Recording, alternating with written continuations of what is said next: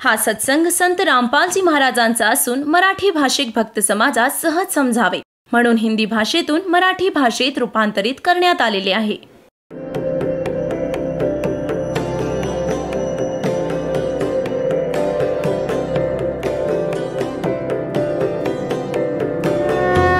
और ज्ञान सब ज्ञान डी कबीर ज्ञान सो ज्ञान और जैसे घोड़ा तोब कायम करता चले मैदान. जगद्गुरु तत्वदर्शी संत रामपालजी महाराजांचे अमृत वचन सर्व पवित्र धर्मांच्या व पवित्र शास्त्रांच्या आधारावर. आता पुण्यात्म्यांनो, हे तर अध्यात्म ज्ञान झाले दुर्गाजींचे. त्या काय सांगत आहेत? श्री देवीजी म्हणत आहेत हिमालय राजाला की बाकी सर्व पूजा त्यागून फक्त एकच ब्रह्मची पूजा करा, त्याचे ओम नाव आहे, त्या साधनेमुळे ब्रह्मलोक प्राप्त होईल. आता पुण्यात्म्यांनो, श्री मत भगवद्गीताजींचं ज्ञान ब्रह्मनेच दिलं श्रीकृष्णामध्ये प्रवेश करून. आता हे ब्रह्म काय म्हणतात? श्रीमद भगवद्गीता अध्याय नंबर 8च्या श्लोक नंबर 13 म्हणतात की ओम इति एकाक्षरम. हे पहा, तुमची या सद्ग्रंथांशी ओळख करून दिली जाईल, तेव्हाच तुम्ही विश्वास ठेवाल या दासाच्या गोष्टींवर. ही आहे श्रीमद भगवद्गीता. जयदयाल गोयंदका याचे अनुवादक आहेत, गीता प्रेस गोरखपूर येथून प्रकाशित. अध्याय नंबर 8चा श्लोक नंबर 13 आपल्याला दाखवतो. अध्याय नंबर 8 श्रीमद भगवद्गीता आणि इथे पहा 13वा श्लोक. हा 13वा श्लोक आहे. ओम इति एकाक्षरम ब्रह्म व्याहरण माम अनुस्मरण यह प्रयाति त्यजम देहम स याति परमाम गतिम. आता गीता ज्ञानदाता ब्रह्म आहेत. हे म्हणतात की माम ब्रह्म, मज ब्रह्मचे ओम इति एकाक्षरम, ओम हे एक अक्षर आहे. व्याहरण माम अनुस्मरण, उच्चारण करून स्मरण करणारा.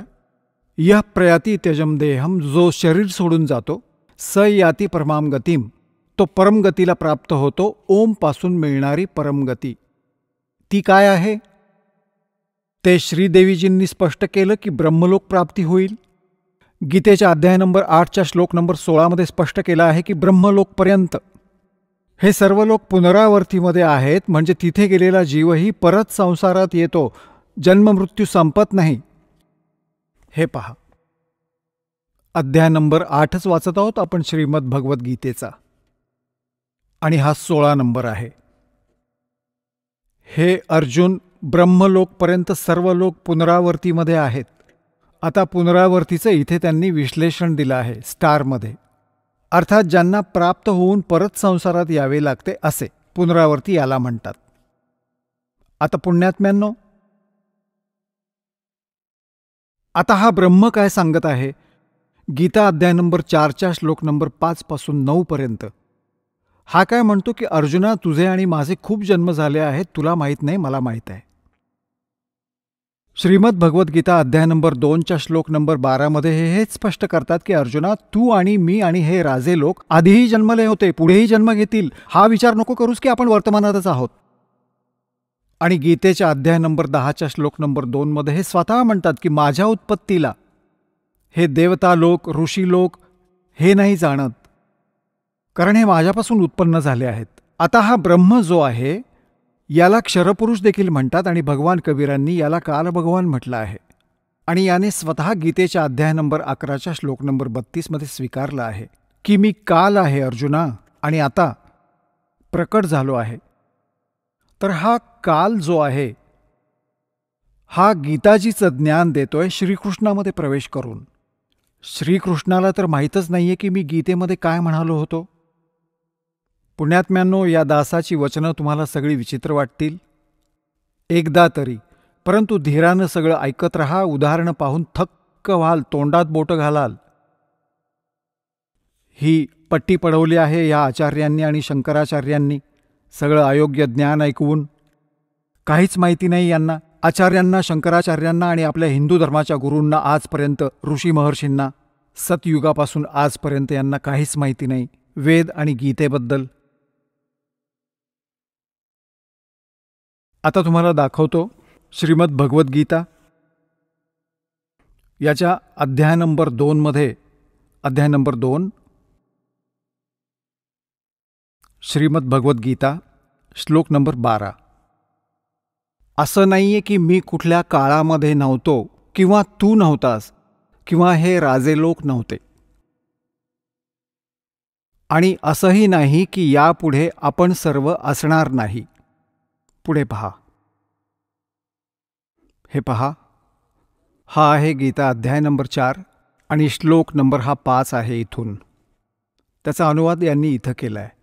हे परंतप अर्जुन, माझे आणि तुझे खूप सारे जन्म झालेले आहेत. त्या सर्वांना तू जाणत नाहीस, मी जाणतो. मग इथे 9व्यामध्ये काय म्हणले आहे की, हा 9वा श्लोक आहे 4थ्या अध्यायातील. हे अर्जुन, माझे जन्म आणि कर्म दिव्य अर्थात अलौकिक आहे. आता इथे काय सांगितलंय? अध्याय नंबर 2च्या श्लोक नंबर 17मध्ये म्हणले आहे की अर्जुन, नाशरहित तर त्याला जाण ज्यामुळे संपूर्ण जग व्याप्त आहे. या अविनाशीचा विनाश करण्यास कोणीही समर्थ नाहीये. म्हणजे गीता ज्ञानदात्याहून इतर आहे कोणी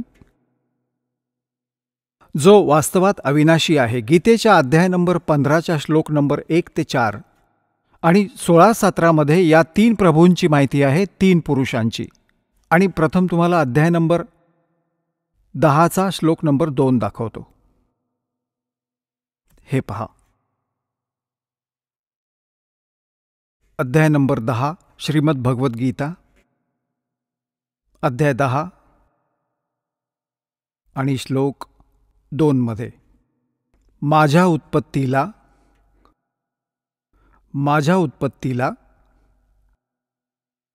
हे जे काही लिहितात प्रभवम म्हणजे उत्पत्तीला ना देवता लोक जाणतात आणि ना महर्षीजनही जाणतात, कारण की मी सर्व प्रकारांनी देवतांचं आणि महर्षींचं मूळ कारण आहे. आता हे काय स्पष्ट झालं की गीता ज्ञानदाता हा ब्रह्म आहे, क्षरपुरुष आहे. श्रीकृष्णामध्ये प्रवेश करून हा बोलत आहे. हे म्हणतात, माझा जन्म तर झाला आहे, उत्पत्ती तर झाली आहे, पण ब्रह्मा विष्णू महेश व ऋषी हे नाही जाणत, कारण हे यापासूनच जन्मले आहेत. ही यांची मुले आहेत. ब्रह्मा विष्णू महेश हे ब्रह्मचे पुत्र आहेत आणि दुर्गा या ब्रह्मा विष्णू महेशजी यांच्या माता आहेत, श्री दुर्गाजी. आता गीता ज्ञानदात्याने ब्रह्मने स्पष्ट केले आहे की मी नाशवंत आहे. माझा तर जन्ममृत्यू होतो, तर याच्या साधकाचाही जन्ममृत्यू होणार, कारण ब्रह्मलोकात जाणार आणि ब्रह्मलोकात गेलेला जीव परत जन्ममृत्यूमध्ये येतो. श्रीमद भगवद्गीता अध्याय नंबर 15च्या श्लोक नंबर 1 ते 4 आणि 16-17मध्ये 3 पुरुष सांगितले आहेत. उलटा लटकलेला संसाररूपी वृक्ष आहे. याच्या वरच्या बाजूला मुळे आहेत समजा, खाली 3 गुणरूपी शाखा. आता गीता ज्ञानदात्याने केवळ एवढेच संकेत केले आहेत. वर मूळ आहे संसाररूपी वृक्षाचे आणि खाली 3 गुणरूपी शाखा आहेत, बस. शेषसाठी सांगितलं आहे की तो तत्वदर्शी संत सांगेल. गीताजी अध्याय नंबर 4च्या श्लोक नंबर 34मध्ये ज्याविषयी बोलले आहेत. आणि मग त्याची ओळख सांगितली आहे गीतेच्या अध्याय नंबर 15च्या श्लोक नंबर 1 मध्ये, की या उलट्या लटकलेल्या संसाररूपी वृक्षाच्या सर्व विभागांना जो जाणतो, सवेदवित, तो तत्वदर्शी संत आहे. हे पहा, 15वा अध्याय आहे श्रीमद भगवद्गीतेचा आणि प्रथम श्लोक आहे. यामध्ये लिहिलं आहे की ऊर्ध्वमूलम, वर मूळ, अधशाखम खाली शाखा, अश्वत्थम प्राहु अव्ययम. हा पिंपळाचा, संसाररूपी पिंपळाचा वृक्ष अविनाशी म्हटला आहे. छंदांसी यस्य पर्णानी, ह्याची पाने इत्यादी, शाखा इत्यादी इत्यादी सर्व छंद आहेत, विभाग आहेत. यह तमवेद, जो सर्व विभाग जाणतो, स वेदवित, तो वेदाचे तात्पर्य जो जाणतो तो तत्वदर्शी संत आहे. हे बघा, हे वाचा. आदिपुरुष परमेश्वर रूप मूळवाले म्हणजे संसार रूपी वृक्ष. प्रथम तुम्ही हे पाहाल, हा संसार रूपी वृक्ष आहे. ऊर्ध्व मूलम, वर तर मुळे आहेत. ऊर्ध्व मूलम, वर तर मुळे आहेत आणि खाली या शाखा आहेत. हा एक संसार रूपी वृक्ष आहे. हा एक संसार रूपी वृक्ष जाणा. आता ऊर्ध्व मूलम अधशाखम, आणि जो संत याच्या सर्व विभागांना समजावून सांगेल तो तत्वदर्शी संत आहे. परमेश्वराने 600 वर्षांपूर्वी सांगितले होते. आता समजा हे झाड आहे जे पृथ्वीच्या बाहेर दिसते, याला झाड म्हणतात. तर परमात्मा कबीरजी स्वतः जेव्हा तत्वदर्शी संताची भूमिका निभावण्यास येतात, सहज शरीर येतात, जसं की वेदांमध्ये प्रमाण आहे. ते आपला ज्ञानोपदेश देतात. कबीर अक्षर पुरुष एक पेड़ है, निरंजन यानी सरपुरुष वा की डार, और तीनों देवा शाखा हैं ये पात रूप संसार. आणि मुळे गुप्त आहेत, उपरोक्ष आहेत. हे पहा, आता इथे काय सांगितलंय? अक्षर पुरुष एक वृक्ष आहे. आता समजा अक्षर पुरुष तना आहे या संसार रूपी वृक्षाचा. इथून मोठी फांदी फुटते, यापैकी एक मोठी फांदी ही क्षरपुरुष आहे. हा अक्षर पुरुष आहे. याला परब्रह्मही म्हणतात. हा अक्षर पुरुष आहे एवढा. आणि यातून ही फांदी फुटली मोठी, हा क्षरपुरुष ब्रह्म समजा. क्षरपुरुष ब्रह्म ज्योत निरंजन. आणि याचे हे 3 पुत्र आहेत. रजगुण ब्रह्माजी, सतगुण विष्णूजी, तमगुण शिवजी आणि पातरूप संसार. आता हे गुप्त आहे. हे परमात्मा स्वतः आहेत. आता आपण वाचूया श्रीमद भगवद्गीता अध्याय नंबर 15 श्लोक नंबर 1 ते 4 आणि 16, 17. यामध्ये कॉन्सेप्ट क्लिअर होईल.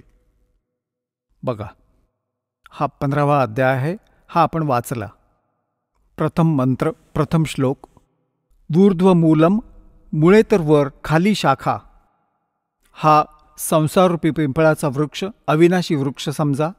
छंदांसी यस्य पर्णानी, म्हणजे मुळे, शाखा, पाने इत्यादी याचे विभाग आहेत. आणि हा तमवेद जो ह्याला जाणतो. सवेदवित, आदी पुरुष परमेश्वर मूलवाले यांनी अधशाखाचा अर्थ चुकीचा दिलाय. ब्रह्मरूप मुख्य शाखा केलाय. नाही, हे पहा, दुसऱ्या श्लोकात 2 वेळा अध शब्द आहे. याचा अर्थ इथे दिला आहे यांनी. अध म्हणजे खाली. अध म्हणजे खाली. स्पष्ट आहे, अध म्हणजे खाली. तर इथेही अधच लिहायचं होतं. त्यांना ज्ञान नव्हतं, त्यामुळे ते विचलित होत होते. ऊर्ध्व मूलम अधशाखम, वर मुळे आणि खाली शाखा असणारा. या संसाररूपी पिंपळाच्या वृक्षाला अविनाशी म्हणतात. वेद ज्याची पानं सांगितली आहेत. अशा संसार वृक्षाला जो पुरुष, जी व्यक्ती मुळासहित तत्वाने जाणतो, मुळापासून सर्व भागांना तत्वाने जाणतो, योग्य जाणतो, सवेदवित, तो आहे वेदांच्या तात्पर्याला जाणणारा, अर्थात तो तत्वदर्शी संत आहे. ज्या विषयाबाबत 4थ्या अध्यायाच्या 34व्या श्लोकात म्हटले आहे की तत्वदर्शी संताकडे जाऊन परमात्म तत्वाच्या ज्ञानाला जाण.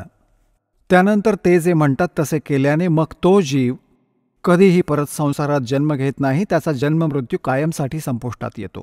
15व्या अध्यायात 1 पासून 4 पर्यंतचा हा सारांश आहे. पुढे काय सांगितलं आहे की या शाखा कोण आहेत? रजगुण ब्रह्मा, सतगुण विष्णू, तमगुण शिवजी. बघा, हा 15वा अध्याय आपण वाचतोय. आपण 1 श्लोक क्लिअर केला. आता दुसरा. यात लिहिलंय की त्या संसाररूपी वृक्षाचे 3ही गुणरूप, 3ही गुण रूप या शाखा. हा विषय भोगरूप, विषय प्रवाला, विषय विकारोवाली, हे देव, मनुष्य, तिर्यक 3ही नावं लिहिली आहेत. या शाखा आहेत. अध म्हणजे खाली, ऊर्ध्व म्हणजे वर पसरल्या आहेत. मनुष्य लोकात कर्मानुसार बांधली जाणारी ही मुलांनी म्हणजे मुख्य कारणे आहेत. खाली आणि वर पसरल्या आहेत. सगळीकडे नाही, फक्त खाली आणि वर. आता इथे ही कॉन्सेप्ट क्लिअर करावी लागेल. आता हे स्पष्ट करावे लागेल की हे रजगुण ब्रह्माजी, सतगुण विष्णूजी, तमगुण शिवजी आहेत. यासाठी पहा मार्कंडेय पुराण. हे मार्कंडेय पुराण आणि हे कुठून प्रकाशित आहे? गीता प्रेस गोरखपूरहून. प्रकाशक आणि मुद्रक आहेत गीता प्रेस गोरखपूर, गोविंद भवन कार्यालय, कोलकाताचे संस्थान. याच्या 122-23 पानावर दाखवतो तुम्हाला. हे पहा, हे संक्षिप्त मार्कंडेय पुराण. पान 122 पासून आपण प्रारंभ करूया. इथं लिहिलं आहे की मार्कंडेयजी म्हणाले, मार्कंडेयजी ज्ञान देत आहेत. आता आपण 123 वर येऊया. 123 वर इथे आलो. रजोगुण प्रधान ब्रह्मा, तमोगुण प्रधान रुद्र आणि सत्वप्रधान विश्वपालक विष्णू आहे. याच 3 देवता आहेत आणि हेच 3 गुण आहेत.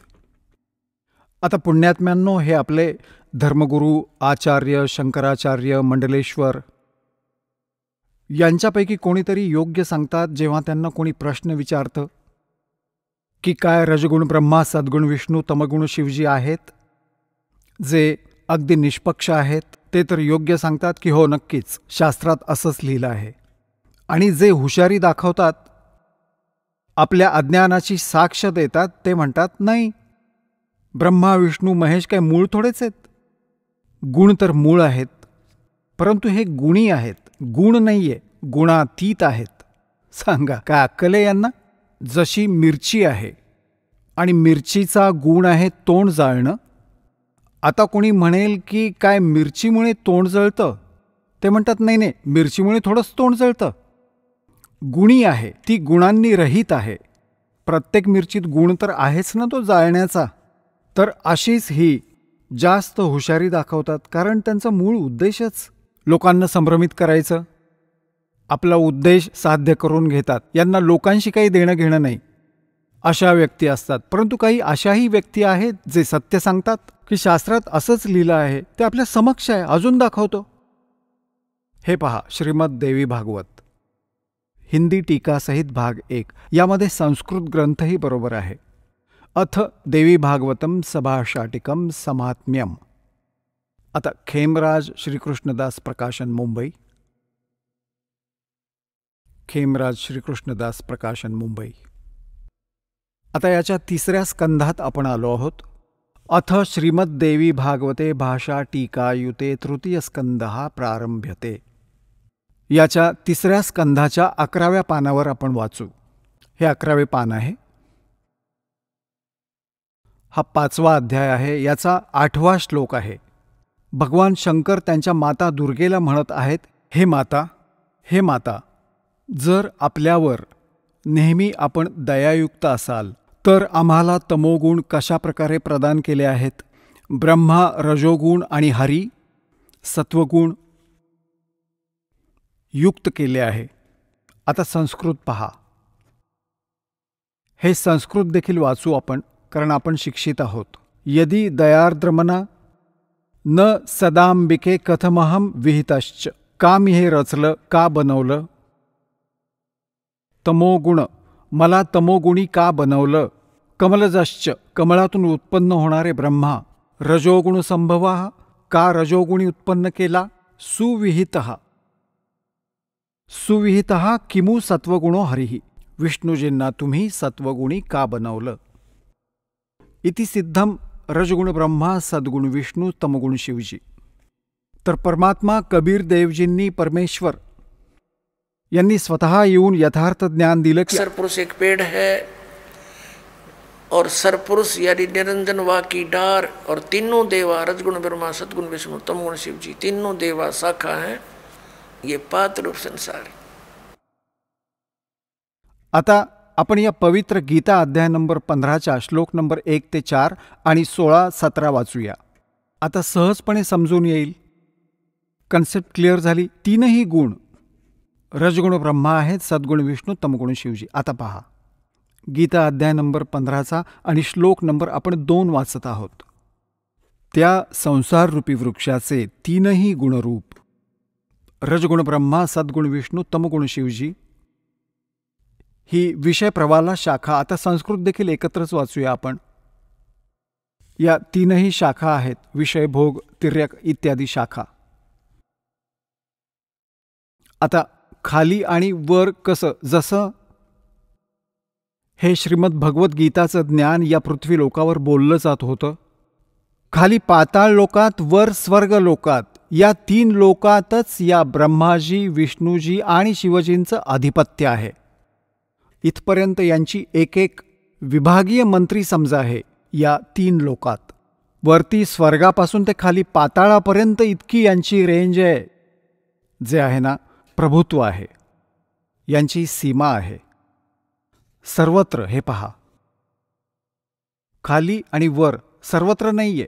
वर पसरली आहे मनुष्य लोकात, आणि कर्मांच्या अनुसार बांधणारेही हेच मुख्य कारण आहे. खाली आणि वर हे व्याप्त आहे. आता तिसऱ्यात काय सांगितलंय की या संसार वृक्षाचे गीता ज्ञानदाता ब्रह्म आहेत, श्रीकृष्णामध्ये बोलत आहेत प्रवेश करून. आणि हे काय सांगतात की या संसार रूपी वृक्षाची जी मी माहिती या अध्यात्म ज्ञानातून मी देत आहे, गीतेच्या डिस्कशनमधून, तुझ्या माझ्या चर्चेमध्ये मी कंप्लीट नाही सांगू शकणार, कारण मला याचं पूर्ण ज्ञान नाहीये. बघा, अध्याय नंबर 15चा श्लोक नंबर 3 वाचत आहोत. या संसार वृक्षाचं स्वरूप जसं म्हटलं आहे तसं इथे विचार कालमध्ये, तुझ्या माझ्या चर्चेमध्ये, गीताजीच्या डिस्कशनमध्ये नाही मिळू शकणार. म्हणजे मी नाही जाणत या पूर्ण संसाराचा आदी आणि अंत. संसाररूपी वृक्षाचा म्हणजे सर्व ब्रह्मांडाबद्दल मला नाही कंप्लीट माहिती, कारण की ना याचा आदी आहे ना अंत, आणि ना याची चांगली स्थिती आहे. म्हणून या सुविरूढ मूलम म्हणजे मूळ जे आहे तो परमात्मा आहे, अविनाशी आहे. त्याचा लोकसुद्धा अविनाशी आहे. अतिदृढ मूलवाले म्हणजे याच्या अविनाशी मूळ असणाऱ्या संसाररूपी पिंपळाच्या वृक्षाला दृढेन म्हणजे दृढ, असंग शस्त्रेणचा अर्थ यांनी केला वैराग्यरूपी शस्त्राद्वारे, नाही तत्वज्ञानरूपी शस्त्राद्वारे कापून, म्हणजे चांगल्या प्रकारे समजून. आता चौथ्यात काय म्हटलं आहे, 15व्या अध्यायाचा 4था श्लोक. त्याच्यानंतर त्या परमपद रूपी परमेश्वराला चांगल्या प्रकारे शोधले पाहिजे, ज्यामध्ये गेलेले पुरुष परत फिरून संसारात येत नाहीत, आणि ज्या परमेश्वराकडून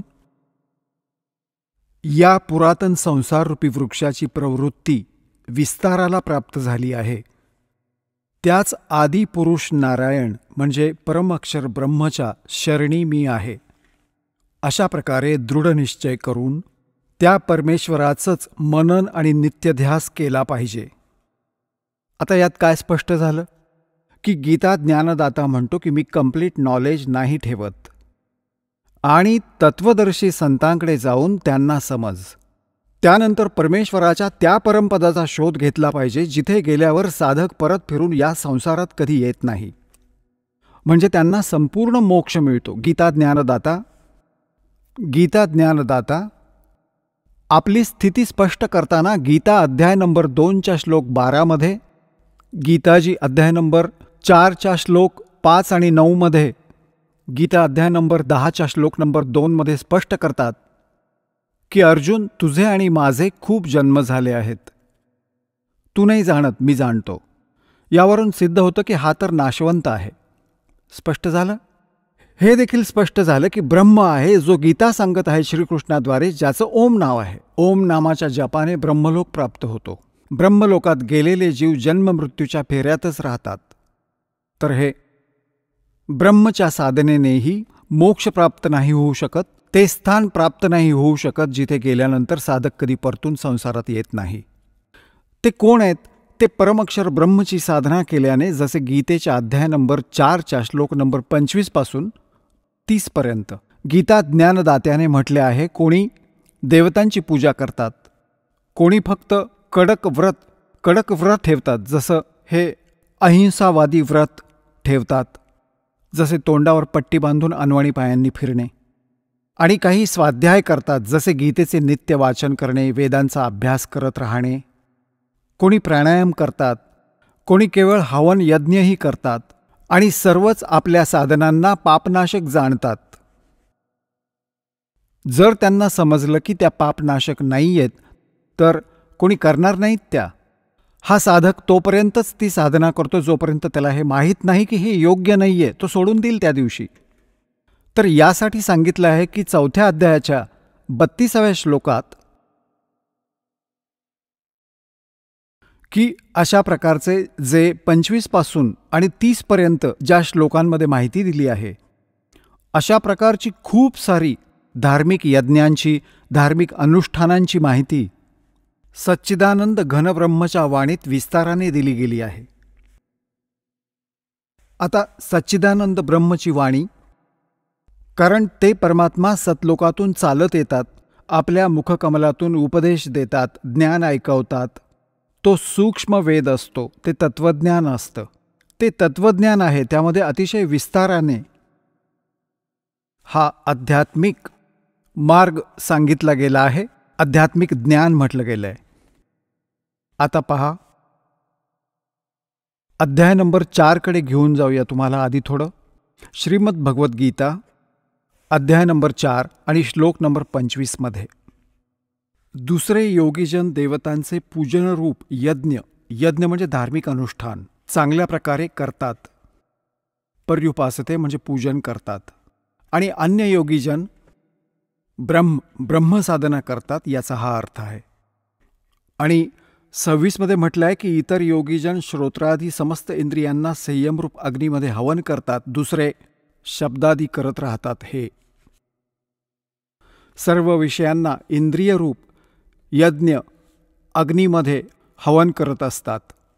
27 मध्ये लिहिलं आहे की दुसरे योगीजन क्रिया, संपूर्ण क्रिया इंद्रियांना, इंद्रियांच्या संपूर्ण क्रिया आणि प्राणांच्या समस्त क्रियांना ज्ञानाने प्रकाशित आत्मसंयम अग्नीमध्ये हवन करतात. म्हणजे काही तर स्वतःच्या इंद्रियांना संयमित करण्याच्या प्रयत्नात असतात. 28 मध्ये म्हटलंय की अनेक पुरुष द्रव्यासंबंधी यज्ञ करणारे आहेत, म्हणजे भंडारे करतात, रजया वाटतात, कुठे मंदिरं बनवतात, अशा प्रकारे करत राहतात. आणि काही तपश्चर्या करत राहतात. म्हणण्याचं तात्पर्य हे आहे की आता आपण 32 वर येऊया, आपल्या फायद्याची गोष्ट पाहूया. हे गीता अध्याय नंबर 4च्या श्लोक नंबर 32 मध्ये काय म्हटलं आहे? यात काय आहे की एवं बहुविधः यज्ञाः विततः ब्रह्मणः मुखे. हा ब्रह्मण शब्द लिहिलाय, यांनी अनुवाद चुकीचा केलाय. कर्मजान विद्धि तान सर्वान एवं ज्ञात्वा विमोक्षसे. अशा प्रकारे अजूनही अनेक प्रकारचे यज्ञ, यज्ञ म्हणजे धार्मिक अनुष्ठान. ब्रह्मण मुखे यांनी वेदाच्या वाणीमध्ये असं केले, ते चुकीचं केलंय. इथे पहा, अध्याय नंबर 17च्या श्लोक नंबर 23 मध्ये हाच ब्रह्मण शब्द आहे. याच्यामध्ये श्रीमद भगवद्गीता अध्याय नंबर 17चा श्रीमद भगवद्गीता आणि श्लोक नंबर 23 मध्ये ओम तत्सत इति निर्देशः ब्रह्मणः त्रिविधः स्मृतः ब्राह्मणः तेन वेदाच यज्ञाच विहितः पुरा. याचा अनुवाद काय केलं की ओम ओम तत् तत् सत सत ओम तत्सत असे हे 3 प्रकारचे ब्रह्मण म्हणजे सच्चिदानंद घनब्रह्मचं नाव म्हटलं आहे. ब्रह्मणचा अर्थ सच्चिदानंद घनब्रह्म समजा. आता इथे जाऊया परत गीतेच्या 4थ्या अध्यायाच्या 32व्या श्लोकात पाहू. 32व्या श्लोकात आता हे ब्रह्मणामुखे इथे लिहिले, याचा चुकीचा अनुवाद केला यांनी. अशा प्रकारे अनेक प्रकारचे यज्ञ सच्चिदानंद घनब्रह्मच्या वाणीत विस्ताराने सांगितले गेले आहेत. हे तत्वज्ञान आहे. सच्चिदानंद घनब्रह्म म्हणजे परमक्षर ब्रह्म सत्पुरुष कबीर साहेब सतलोकातून चालून येतात आणि चांगल्या आत्म्यांना भेटतात, तत्वज्ञान सांगतात. मग त्यांच्याकडून बोलली गेलेली कबीर वाणी लिपिबद्ध केली जाते. तर त्या कबीर वाणीमध्ये आणि सच्चिदानंद घनब्रह्म यांच्या वाणीत जी त्यांच्या मुखकमलातून बोलली गेली आहे, त्यामध्ये ते ज्ञान, तत् सर्व धार्मिक अनुष्ठानांची माहिती पूर्ण रूपाने विस्ताराने दिली गेली आहे. ते तत्वज्ञान आहे. ते जाणून घेतल्यानंतर मग सर्व कर्मांमधून मोक्ष प्राप्त होतो. त्या 4थ्या अध्यायाच्या 34व्या श्लोकात म्हटलं आहे, पहा, हे पहा, 4थ्या अध्यायाचा 32वा श्लोक कंप्लीट वाचूया, आता लक्षात येईल. अशा प्रकारे अजूनही अनेक प्रकारचे यज्ञ म्हणजे धार्मिक अनुष्ठानाची माहिती. हे सच्चिदानंद घन ब्रह्मची वाणी वाचा. हे चुकीचं लिहिलं आहे. ब्रह्मण म्हणजे वेद नाही होऊ शकत. सच्चिदानंद घन ब्रह्मची वाणी म्हणजे परम अक्षर ब्रह्मची वाणी. याला तत्वज्ञान सुद्धा म्हणतात, विस्ताराने म्हणतात. त्या सर्वांना तू कर्मजान म्हणजे नाम, उठता नाम, बसता नाम, झोपताना जागताना नाम, काम करता करता, दैनंदिन कार्य करता करता त्यांची ती साधना होत असते. कर्मजान शारीरिक, मन, इंद्रिय आणि सर्व क्रियांमधून संपन्न होणाऱ्या त्यात लिहिलं आहे की काम करता करता क्रिया करतात. कर्मयोगाने संपन्न होतात त्या सर्व क्रिया. अशा प्रकारे तत्वाने जाणून त्यांच्या अनुष्ठानाद्वारे तू कर्मबंधनातून सर्वथा मुक्त होशील. आता पुण्यात्म्यांनो, 4थ्या अध्यायाच्या 34व्या श्लोकात सांगितलेलं ते तत्वज्ञान, हा 4थ्या अध्यायाचा श्रीमद भगवद्गीता हा 34वा श्लोक आहे. त्या ज्ञानाला जे सच्चिदानंद घनब्रह्मने म्हणजे परमेश्वराने स्वतः येऊन जे ज्ञान दिले, सूक्ष्म वेद, ते तत्वज्ञान, ते त्यांच्या वाणीत लिहिलेलं असतं. आणि ते तत्वज्ञान ते संतच जाणतात जे त्याच्याशी परिचित आहेत. तत्वज्ञान आणि तत्वदर्शी संतांना गीताज्ञानापेक्षा इतर ज्ञान असते. जर तत्वज्ञानाची माहिती ब्रह्मला असती तर एक अध्याय अजून लिहिला असता. त्यांना हे ज्ञान नव्हते. आता इथे पहा, आता 34मध्ये म्हटलं आहे, गीता अध्याय नंबर 4च्या श्लोक नंबर 34मध्ये म्हटले आहे की त्या ज्ञानाला जे सच्चिदानंद घनब्रह्मच्या वाणीत विस्ताराने सांगितले गेले आहे. तू तत्वदर्शी संतांकडे जाऊन, ज्ञानींकडे जाऊन समजून घे. त्यांना चांगल्या प्रकारे दंडवत केल्याने आणि त्यांची सेवा केल्याने, कपट सोडून सरळपणे प्रश्न केल्याने ते परमात्मतत्व चांगल्या प्रकारे जाणणारे ज्ञानी महात्मा तुला तत्वज्ञानाचा उपदेश करतील. आता पुण्यात्म्यांनो, हा दास आता कुठे आणू इच्छितो आपल्याला? गीताजी अध्याय नंबर 8च्या श्लोक नंबर 1मध्ये अर्जुनाने विचारलं की आपण तर 7व्या अध्यायातील 29व्या श्लोकात सांगितले आहे की तद्ब्रह्मला जाणून आणि साऱ्या अध्यात्माशी परिचित, सर्व कर्मांशी परिचित व्यक्ती केवळ जरा आणि मरणातून सुटण्याचा प्रयत्न करते. जरा म्हणजे वार्धक्यावस्था आणि मरण म्हणजे मृत्यू. तर 8व्या अध्यायाच्या प्रथम मंत्रात विचारले आहे की किम तद्ब्रह्म. हे पहा, ही आहे श्रीमद भगवद्गीता अध्याय नंबर 7 आणि श्लोक नंबर 29 हा 29. इथे याचं फक्त संस्कृत आहे, पुढे याचा अनुवाद आहे. जरा मरण मोक्षाय. जरा म्हणजे वार्धक्य, मरण म्हणजे मृत्यू, मोक्ष म्हणजे सुटका करून घेण्यासाठी. माम आश्रित्य यतंती ये ते ब्रह्म तत् विदुः कृत्स्नम अध्यात्मम कर्म च अखिलम. याचा अर्थ असा आहे की माम आश्रित्य, मी तुला सांगितले आहे हे ज्ञान जो आश्रित करून घेईल, तत्वदर्शी संतांना जो शोधतो, तो आहे जरामरण मोक्षातून सुटण्यासाठी यतंती प्रयत्न करतो आहे. वे ते तत्ब्रह्माला आणि संपूर्ण ते तत्ब्रह्मला जाणतात आणि सर्व अध्यात्मज्ञान आणि सत्कर्मांशी परिचित आहेत. हे पहा, हा अनुवाद आहे 7व्या अध्यायाच्या 29व्या श्लोकाचा. जो माझ्या शरणी येऊन आश्रित, याचा अर्थ तर या दासाने सांगितला तोच योग्य आहे. माझ्या या ज्ञानाचा आश्रित झालास की तू तत्वदर्शी संतांना शोधू शकशील. त्यानंतर त्या प्राप्त ज्ञानाच्या आधाराने जे केवळ जरा आणि मरणातून सुटण्याचा प्रयत्न करतात ते त्या तद्ब्रह्मशी आणि सर्व आध्यात्मिक ज्ञानाशी आणि सर्व कर्मांशी परिचित आहेत. हे पहा, आता 7व्या अध्यायाचा 29वा श्लोक गीताजीतील आपण वाचत आहोत. जो मला आश्रित्य म्हणजे शरण येऊन जरा आणि मरण, जरा म्हणजे वार्धक्य, मरण म्हणजे मृत्यू, पासून सुटण्यासाठी प्रयत्न करतात ते त्या ब्रह्मला आणि संपूर्ण अध्यात्माला. हे पहा, तो तत् ब्रह्म त्या ब्रह्मला, संपूर्ण अध्यात्माला आणि संपूर्ण कर्मांना जाणतात. इथे 8वा अध्याय प्रारंभ होतो. याचा पहिला श्लोक आहे 8व्या अध्यायाचा. यात विचारलं आहे, किम तद्ब्रह्म, तुम्ही ज्या ह्या तत्ब्रह्माबद्दल सांगितलं आहे की तत् ब्रह्मला, त्या ब्रह्मला आणि संपूर्ण अध्यात्माला, सर्व कर्मांना जाणतात. इथे विचारलं आहे 8व्या अध्यायाच्या प्रथम श्लोकात, किम तद्ब्रह्म आणि किम अध्यात्मम, किम कर्मपुरुषोत्तम, किम अधिभूतच, किम प्रोक्तम, अधिदेवम, किम उच्यते. याचं उत्तर दिलं आहे 8व्या अध्यायाच्या 3ऱ्या श्लोकामध्ये. हा 8व्या अध्यायाचा हा 3रा श्लोक आहे. तो परमअक्षर ब्रह्म आहे. परम अक्षर ब्रह्म आहे 3ऱ्या श्लोकात. आता पुण्यात्म्यांनो, आता आपण येऊया गीतेच्या अध्याय नंबर 15च्या श्लोक नंबर 16 आणि 17 मध्ये. यामुळे सगळी कॉन्सेप्ट जी दास करू इच्छितो ती क्लिअर होऊन जाईल.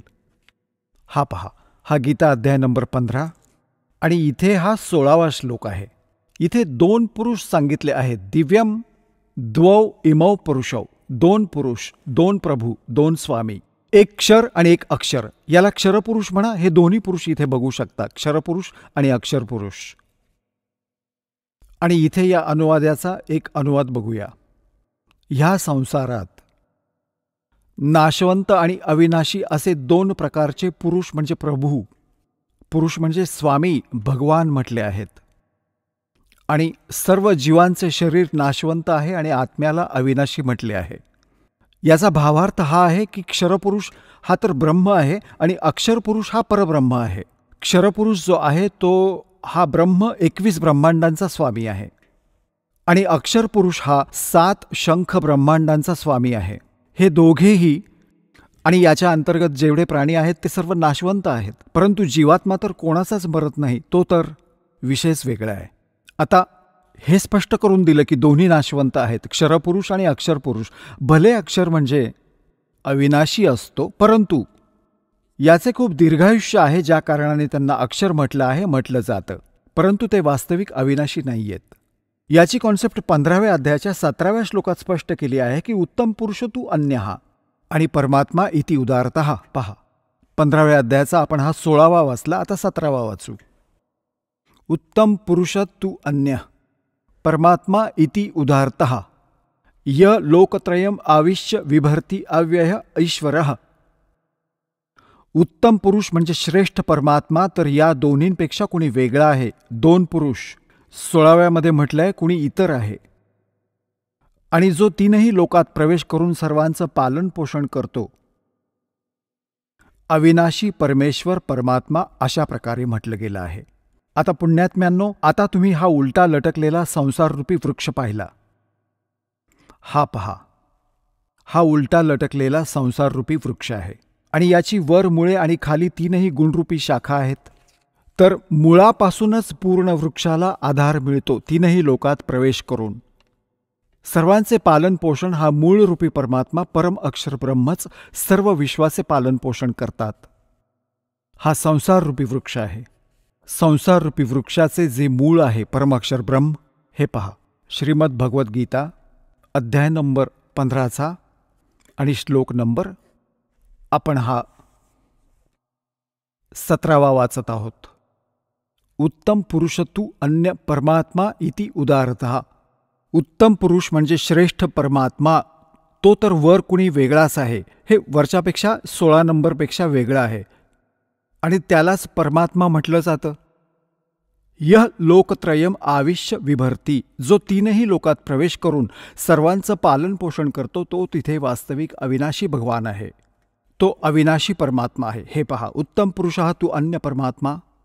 उत्तम पुरुष तो पुरुषोत्तम उत्तम पुरुष आहे. पुरुषोत्तम भगवान तर कुणी निराळाच आहे, जो 3ही लोकात प्रवेश करतो आणि सर्वांचं पालन पोषण करतो, तो आहे अविनाशी परमात्मा वास्तविक. आता पुण्यात्म्यांनो, दास जो निष्कर्ष काढू इच्छितो तो आता निघतोय.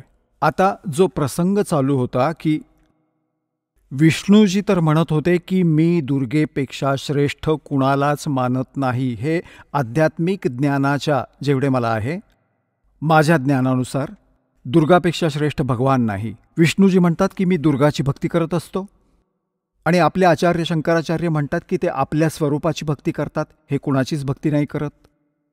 कोणी म्हणतात त्या रामाची भक्ती करतात, राम श्री शंकराची करतात. ही यांची दंतकथा आहे, लोकवेद होता. आता दुर्गाजींनी स्पष्ट केलं. त्या म्हणतात ब्रह्मची पूजा करा, माझी पूजा त्यागा. त्याचे ओम नाम आहे, ओम नामाच्या जपाने ब्रह्मलोक प्राप्त होईल. गीताजीने स्पष्ट केलं की गीता ज्ञानदाता ब्रह्म आहे, त्याचे एक ओम अक्षर आहे, त्याची साधना करणारा ब्रह्मलोकात जातो. ब्रह्मलोकात गेलेला जीव परत जन्ममृत्यूमध्ये येतो, हा स्थायी मोक्ष नाही. आता गीता ज्ञानदाता 18व्या अध्यायाच्या 62व्या श्लोकात आणि गीता अध्याय नंबर 15च्या 1 पासून 4 मध्ये, 18व्या अध्यायाच्या 62 आणि 66 मध्ये, या श्लोकांमध्ये हे स्पष्ट करत आहेत की त्या परमेश्वराची भक्ती केली पाहिजे, त्या परमक्षर ब्रह्मची, जे 8व्या अध्यायाच्या 3ऱ्या श्लोकात म्हटले आहे. त्याची भक्ती केली पाहिजे. त्याची साधना केल्याने जीव कधीच परतून संसारात येत नाही, परमेश्वराच्या त्या परमपदाची प्राप्ती होते. आणि गीतेच्या अध्याय नंबर 18च्या श्लोक नंबर 62 मध्ये म्हटलं आहे की तू सर्व भावाने त्या परमेश्वराला शरण जा, त्याच्या कृपेनेच तू परमशांती आणि सनातन परमधामाला प्राप्त होशील. म्हणजे पुन्हा कधी जन्ममृत्यू नाही होणार. आता यांनीच स्पष्ट केले की तुमचा आणि माझा जन्ममृत्यू कायम होत राहणार. आता पुण्यात्म्यांनो, आज सकाळीही हाच विषय होता, परंतु जोपर्यंत या सद्ग्रंथांशी ओळख होत नाही तोपर्यंत आपल्याला विश्वास नाही बसत. कारण आपण दुधाने तोंड पोळले आणि ताकसुद्धा फुंकर मारून पितो, तर दासाला वाटतं की तुम्हाला इतकं दृढ करावं की आपण सद्ग्रंथांना पाहून तुम्ही बिलकुल पक्क व्हावं, आणि मग त्यागाल तुम्ही ते नकली गुरु आचार्य आणि शंकराचार्यांना आणि स्वतःचं कल्याण कराल. श्रीमद भगवद्गीता अध्याय नंबर 8च्या श्लोक नंबर 3 मध्ये स्पष्ट झाले की तो परमक्षर ब्रह्म आहे. श्रीमद भगवद्गीता अध्याय नंबर 15च्या श्लोक नंबर 1 ते 4 आणि 16-17 मध्ये स्पष्ट झालं की वर मुळे म्हणजे पूर्ण परमात्मा आहे, अक्षरपुरुष त्याचा तणा आहे, क्षरपुरुष फांदी आहे, 3ही गुण रजगुण ब्रह्मा, सद्गुण विष्णू, तमगुण शिवजी या संसार रूपी वृक्षाच्या शाखा आहेत. आणि हे देखील स्पष्ट झालं की सर्वांचं पालन पोषण करणारा आणि वास्तवात अविनाशी परमात्मा परमक्षर पुरुष आहे, परमक्षर ब्रह्म आहे. आता गीता अध्याय नंबर 8च्या श्लोक नंबर 5 मध्ये आणि 7 मध्ये गीता ज्ञानदाता आपल्या साधनेसाठी म्हणतात की माझी भक्ती कर. त्यासाठी त्यांनी मंत्र सांगितला 8व्या अध्यायाच्या 13व्या श्लोकात की माझं एक ओम अक्षर आहे, नथिंग एल्स, आणि माझी भक्ती करायची असेल तर ओम अक्षर आहे, तर मला प्राप्त होशील, परंतु युद्ध करावे लागेल. आणि परमक्षर ब्रह्मला शरण जायचं असेल, त्याची भक्ती करायची असेल तर त्याचा मंत्र सांगितला 17व्या अध्यायाच्या 23व्या श्लोकात. ओम तत्सत इति निर्देशः ब्रह्मणे त्रिवित समृतः. ब्रह्मणे म्हणजे तो परमक्षर ब्रह्म, तो पावण्याचे, त्याच्या भक्तीचे केवळ ओम तत्सत या 3 मंत्रांचा जप करण्याचा, स्मरण करण्याचा, 3 प्रकारे स्मरण करण्याचा आदेश आहे, निर्देश आहे. निर्देश म्हणजे फायनल निर्णय, नथिंग एल्स. तर त्याची साधना केल्याने तो 8व्या अध्यायाच्या 8, 9, 10व्या श्लोकात म्हटलं आहे की त्याची भक्ती करशील तर त्या परमात्म्याला, परमाक्षर ब्रह्मला प्राप्त होशील. जर त्याची साधना केल्याने जीव तिथे जातो जिथे गेल्यावर परत या संसारात येत नाही. आणि हे आपले अज्ञानी आचार्य शंकराचार्य, तत्वज्ञानहीन जीव मंडलेश्वर हे म्हणतात, आपले धर्मगुरू, की श्रीकृष्णजी स्वतःबद्दल बोलत आहेत. यात कॉन्सेप्ट क्लिअर केली की 2 परमात्मा वेगवेगळे म्हणाले, 3 सांगितलेत, पण दोघांचाच जास्त रोल आहे, कारण आपण क्षरपुरुषाच्या लोकात राहतो आणि परमक्षर ब्रह्मच्या लोकात आपल्याला जायचं आहे. त्याची साधना आहे, परंतु मध्ये एक थोडासा इंटरफरन्स आहे. याच्या अक्षरपुरुषाच्या 7 शंख ब्रह्मांडांमधून पार करून आपल्याला जायचं आहे. त्यासाठी त्याचा एक ओम तर सरळ मंत्र आहे ब्रह्मचा, तत् हा सांकेतिक आहे अक्षरपुरुषाचा, आणि सत देखील सांकेतिक आहे परमक्षर पुरुष, परमक्षर ब्रह्मचा. तर या 3 मंत्रांच्या साधनेने आपण इथून पूर्ण मोक्ष प्राप्त करून त्या लोकात निघून जाऊ, जिथे गेल्यानंतर साधक परत कधीही फिरून येत नाही.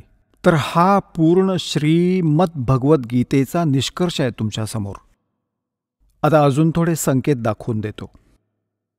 पहा, गीता अध्याय नंबर 8चा आपण इथपर्यंत वाचलं होतं की तो परमक्षर ब्रह्म आहे. या 3ऱ्या श्लोकामध्ये तो परमक्षर ब्रह्म आहे जो गीता ज्ञानदात्यापेक्षा वेगळा आहे. आणि इथे गीता ज्ञानदाता म्हणतात 8व्या अध्यायाच्या आणि या 5व्या श्लोकात की जो पुरुष अंतसमयी मलाच स्मरत शरीर त्यागून जातो तो साक्षात माझ्या रूपाशी एकरूप होतो. साक्षात रूप नाही, मदभाव याती, म्हणजे माझ्या अशा भावात एकरूप होतो, यात काही शंका नाही. आता 7व्या श्लोकात काय म्हटलंय 8व्या अध्यायाच्या गीताजी, आणि 7व्यात काय म्हटलंय की यासाठी अर्जुना तू सर्व समयी माझे स्मरण कर आणि युद्धही कर. युद्ध करावं लागेल माझ्या शरणात राहिलास तर, आणि मला माझ्यात अर्पण केलेल्या मनबुद्धीने युक्त होऊन निःसंशय मलाच प्राप्त होशील. आता 8व्या अध्यायात गीता अध्याय नंबर 8चा श्लोक नंबर 8 आपण वाचतोय. हे पार्थ, परमेश्वराचे हे नियम आहेत. परमेश्वराचे अभ्यास योगयुक्तेन, त्या 3 मंत्रांच्या जपाचा अभ्यास करणारा, दुसरीकडे चित्त न वेधणारा, निरंतर चिंतन करत असणारा मनुष्य परमदिव्य पुरुषाला प्राप्त होतो.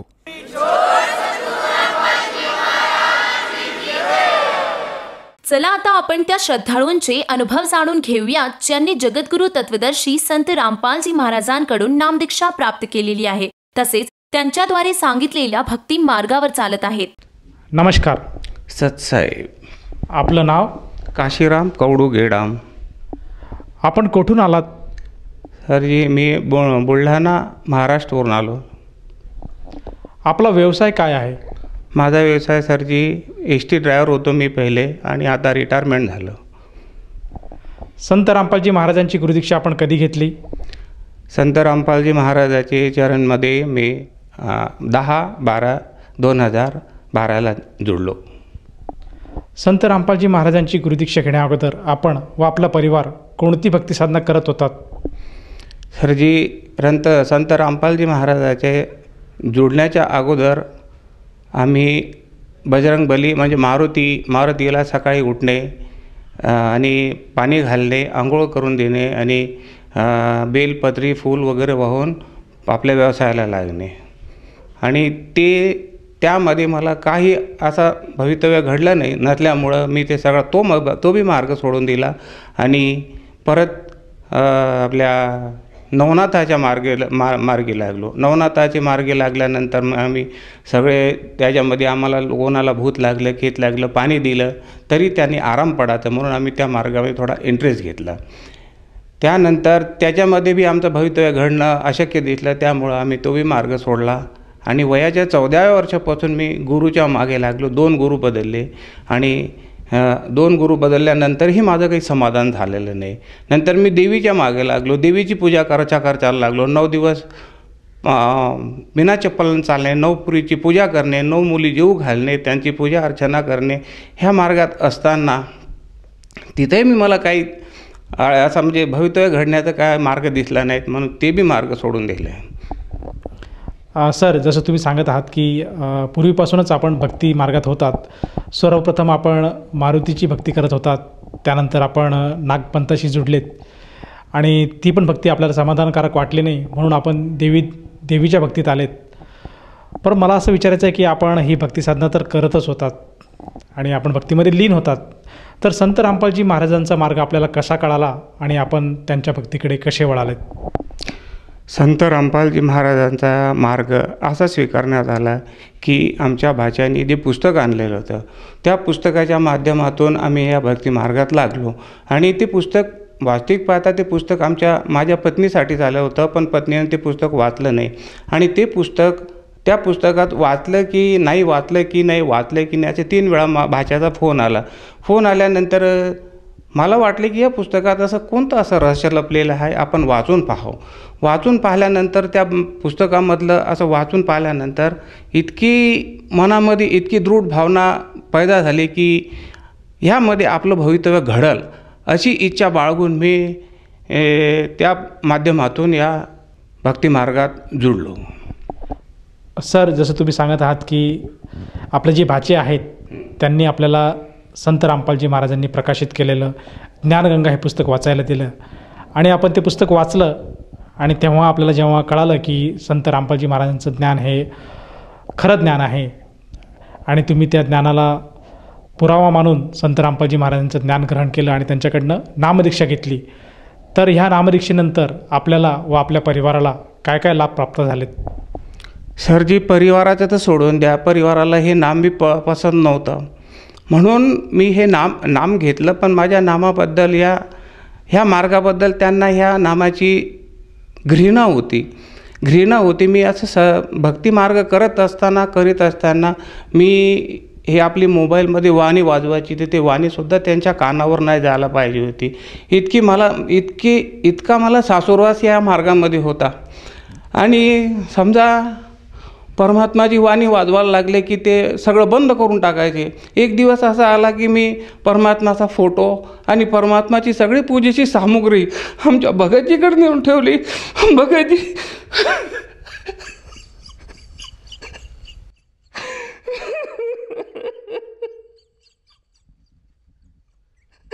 हे बंदे छोड़.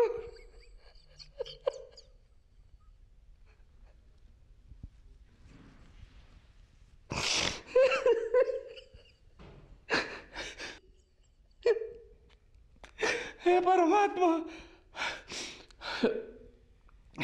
असं करता करता सरची एक महिना निघून गेल्यानंतर परमात्माची तस्वीर एकदम अचानक आमच्या घरच्या लोकांना हे पसंत नसून सुद्धा माझ्या कार्यक्रमाला ते वैतागून गेले. यायचं, जेवण करायचं, ड्युटी करून जेवण करून डेपोमध्ये जायचं, डेपोहून वापस आलं की पुन्हा आपल्या म्हणजे घरच्यामध्ये कोणताच इंटरेस्ट नाही राहिला होता. ज्या अर्थी परमात्मा माझ्या घरामध्ये नाही तिथं माझं मन नव्हतं लागत. एक दिवस अचानक असं झालं की त्या काय याचा असं पाहून म्हणून माझ्या मुलांनी आणि पत्नीने हे दोघेही जाऊन परमात्माचे फोटो घेऊन आले. परमात्माचा फोटो आणून लावून दिले. मी ड्युटीवरून आल्यानंतर एकदम अचानक परमात्माची फोटो दिसल्याबरोबर माझा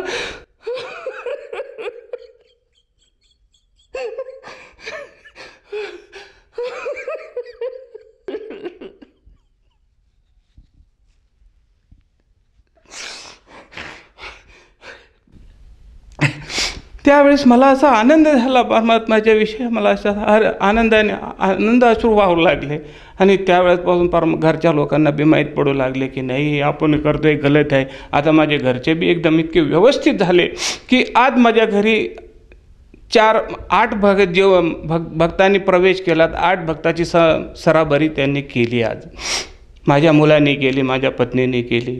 परमात्माच्या चरणी हेच मागणी मागतो की परमात्मा यांना आपल्या चरणी घ्या.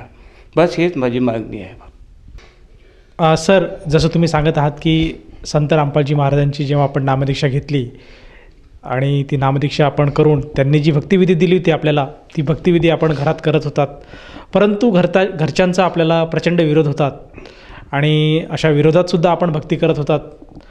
आणि एके दिवशी आपले जे संत रामपालजी महाराजांची जी भक्तिसाधना किंवा जी भक्ती सामुग्री आहे, त्यांचा जो फोटो आहे, हे सुद्धा आपण घरच्यांना वैतागून दुसरीकडे देऊन आलात. परंतु आतमधून आपल्याला परमात्माची तडफ होती आणि परमात्माचा फोटो किंवा परमात्माची जी साधना आहे ती परत आपल्या घरात कधी यावी अशी आपल्याला आतुरता होती. आणि परमेश्वराच्या कृपेनेच आपल्या घरच्यांचं मन वळलं गेलं आणि त्यांनी स्वतः परमेश्वराचा, संत रामपालजी महाराजांचा फोटो आपल्या घरात पुनश्च स्थापित केला. तर मला असं विचारायचं आहे की हा परमात्म्याने आपल्याला जो लाभ दिला तो तर एक चमत्कारच आहे, परंतु तत्पश्चातसुद्धा संत रामपालजी महाराजांकडनं नामदीक्षा घेतल्यानंतर आपल्याला आणखीन काही शारीरिक, मानसिक, आर्थिक अशी काही लाभ प्राप्त झालेत का? सरजी, लाभ तर भरपूर प्राप्त झाले मला, परंतु सगळ्यात मोठा लाभ म्हणजे जन्ममृत्यू 84 लाख योनीतून मुक्तीचा मार्ग मिळाला. हा सगळ्यात मोठा लाभ झाला. असे तर परमात्मा दानमध्ये लाभ देतात, असं परमात्म्याविषयी काही संदेश नाही. आणि माझ्या मुलाचा अपघात झाला होता. त्या मुलाला 4 व्हीलरनी उडवून दिल्यानंतर माझा मुलगा 30 फूट जाऊन पडला आणि मागचा मुलगा होता त्याला 4 टाके पडले आणि माझ्या मुलाला परमात्माच्या दयेमध्ये मी असताना म्हणून परमात्म्याने माझ्या मुलाला असा हाताशी धरलं आणि परमात्म्याने माझ्या मुलाला काही इजा पोचू दिली नाही. ही सगळ्यात मोठी एक परमात्म्याची माझ्या जीवनातली एक घटना आहे. आणि परत दुसरी घटना, मी एस टी ड्रायव्हर होतो आणि ड्रायव्हिंग करत असताना मी बुलढाण्याला येत असताना एका इस्मानी मला स्टेअरिंगवरून खाली बोलवलं आणि चाय पाजायला आग्रह केला की चाय घ्यायला. मी म्हटलं जाऊ द्या, मी लेट झालो, मला परत वापस यायचं आहे मुक्कामी, म्हणून त्यांना मी प्रत्युत्तर दिलं. तरी पण ते न मानता त्यांनी मला स्टेअरिंगवरून ओढून त्यांनी चहा पाजला. तेवढ्या वेळामध्ये एक छोटीशी गाडी माझ्या गाडीला ओव्हरटेक करून समोर चालली गेली. समोर गेल्यानंतर त्या गाडीचा अपघात झाला आणि ते संकट माझ्यावर ओढणारं होतं, परंतु परमात्म्याने माझ्यावरचं संकट टाळलं. असे हा दुसरा एक अनुभव झाला. आणि मला मुळ्यात बी झाली होती. मुळ्यात असं बसता येत नव्हतं. मी त्या मुळव्याच्या बिमारीने मी आता वैतागून गेलो होतो. शेवटी कंटाळून काय करावं जीवावर बेतली. त्यामुळे डायरेक्ट मी संत रामपालजी महाराजाच्या चरणी दंडवत केलं आणि परमात्म्याला बोललो की हे परमात्मा, हे परमपिता परमात्मा, तुम्ही सगळ्याचे दुःखहरण करता आणि तुमचा दास ह्या बिमारीने तडफडून राहिला. परमात्मा म्हटलं हे आता मला इथून घेऊन जा किंवा माझी बिमारी नीट करा, हे तुमची दया आहे. त्यावेळेस त्याच्या दुसऱ्या दिवसापासून माझी मुळ्यात बी एक ठीक झाली आणि मला अजून मुळ्याचाच काही त्रास नाही. सर, जसं तुम्ही सांगत आहात की संत रामपालजी महाराजांची भक्ती स्वीकारल्यानंतर आपल्याला व आपल्या परिवाराला बरेचसे लाभ प्राप्त झालेत, तर ह्या अनुषंगाने आपण इतर जो भक्त समाज आज आपल्याला टी व्हीवर बघत आहात त्यांना आपण काय संदेश द्याल? सर जी, संदेश तर देण्यालायक नाही आम्ही, तरी विनंती करू शकतो. संत रामपालजी महाराज एक कबीर परमात्माचा अवतार बरवाल्याला जन्माला आलेले आहे. त्यांच्या सत्संग बघा आणि संत रामपालजी महाराजांचे नामदीक्षा घेऊन आपले जीवन सफल करा. सर, जसं तुम्ही सांगत आहात की संत रामपालजी महाराजांकडनं नामदीक्षा घ्यायला पाहिजे, तर ह्या अनुषंगाने जर कोणा भक्ताला संत रामपालजी महाराजांची नामदीक्षा घ्यावायची असेल तर ती व्यक्ती नामदीक्षा कशी घेऊ शकेल? सर जी, नामदीक्षा घेण्याकरिता चॅनलवर संत रामपालजी महाराजांचे सत्संग येतात आणि सत्संग चालू असताना त्यांच्या खाली पट्टी चालते, त्या पट्टीवरती नंबर येतात. ते नंबर डायल करून आपण नामदीक्षा विचारपूस करून घेऊ शकता. सर, जसं तुम्ही सांगत आहात की संत रामपालजी महाराजांची जर गुरुदीक्षा घ्यायची असेल तर आज जो सत्संग आपण बघत आहात त्या सत्संगाच्या माध्यमातून आपल्या टी व्ही स्क्रीनवर काही नंबर फ्लॅश होत आहेत. त्या नंबरला जर तुम्ही फोन लावला तर आपल्याला जवळच्या नामदान केंद्राचा पत्ता मिळेल आणि तिथे जाऊन एखादा साधक नामदीक्षा घेऊ शकेल. परंतु मला असं विचारायचं आहे की जर त्या साधकाला ती नामदीक्षा किंवा तो गुरुमंत्र घ्यावायचा असेल तर त्याला किती पैसे मोजावे लागतील किंवा त्याला किती पैशाची पावती फाडावी लागेल? सर जी, नामदीक्षा घेण्याकरिता काही 5 पैसे खर्च लागत नाही. उलट आपल्याला त्यामध्ये प्रसाद मिळतो, परमात्माचे फोटो मिळतात आणि चरणामृत मिळतं आणि नामदीक्षा फुकट दिल्या जातं. त्यामध्ये काही 5 पैसे लागू शकत नाही. धन्यवाद. सत्साहेब.